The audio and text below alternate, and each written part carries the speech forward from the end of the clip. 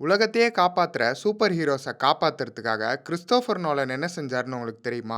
Marvel மற்றும் DC comics தங்களோட super hero படங்களை போட்டி போட்டு ரிலீஸ் பண்ணிட்டு இருந்தாங்க. ஆனா டிசி காமிக்ஸோட பேட்மேன் கேரக்டர் வச்சு ஹாலிவுட்ல எக்கச்சக்க படங்கள் வந்து கிட்டத்தட்ட இதுக்கு மேல பேட்மேனை வச்சு படம் பண்ண ஒண்ணுமே இல்லைங்கிற ஸ்டேஜுக்கு வந்துச்சு. ஏன்னா மற்ற சூப்பர் ஹீரோஸ் மாதிரி பேட்மேனுக்குன்னு தனிப்பட்ட பவர் எதுவும் இல்லை. ஒரு பெரிய பணக்காரன் டெக்னாலஜியை வச்சு சூப்பர் ஹீரோ மாதிரி வேஷம் போட்டு மக்களுக்கு உதவுறான். இதுதான் பேட்மேன். இந்த பேட்மேன் கதாபாத்திரத்தை வச்சு கிறிஸ்டோபர் நோலன் பேட்மேன் பிகின்ஸை காட்சிப்படுத்தின விதம் பேட்மேன் படங்களின் மீதான குறைந்து வந்த ரசிகர்களோட ஈடுபாட்டை மீட்டெடுத்துச்சுன்னே சொல்லலாம். மிகப்பெரிய ஹிட்டான பேட்மேன் பிகின்ஸ்க்கு அப்புறம் நோலனை வச்சு வார்னர் பிரதர்ஸ் அதோட சீக்குவலை எடுக்க நினைச்சாங்க. அதுவரை நோலன் சீக்குவல் படங்களே எடுத்ததில்லை.